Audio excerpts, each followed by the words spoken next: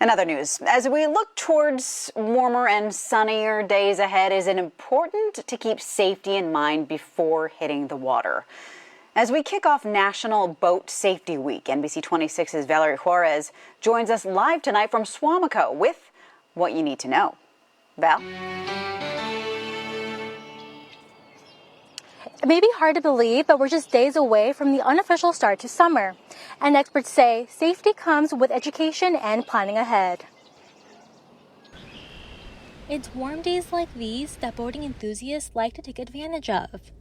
But if you aren't prepared, one small mishap can quickly turn tragic. We've already had several in the state, boating fatalities, and we haven't had the official kickoff of boating season yet. Darren Kuhn with the Department of Natural Resources says, while you've probably heard this multiple times, he says he still can't stress enough of how important it is to wear a life jacket, and one that's your proper size too. Most of the time these incidents happen very quickly, and the stress of a boating incident, even a minor one, a lot of times people aren't going to think about their life jackets, and then we have a tragedy waiting to happen. According to the latest numbers from the National Safe Boating Campaign, 79% of boating deaths are due to drowning, and 86% of victims were not wearing a life jacket. Some of the other things Kuhn says boaters need to remember is having a throwable.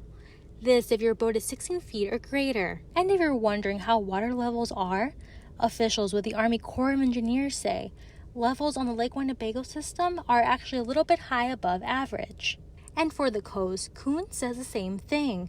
He says it's important to always be aware. And there's a lot of places out there this year that last year they could go with no problem, but now as the water is subsiding a little bit, people are going to want to be really aware of that, especially on southern Green Bay or even in areas in the city of Sturgeon Bay with Dunlap's Reef. Still hard to see, but at this point, very possible if you're not aware of where you're going, could certainly pose some underwater hazards. And officials also want to remind you about a new law that went into effect on April 1st. This is in regard to the engine cutoff switch that is effective on all federal waters.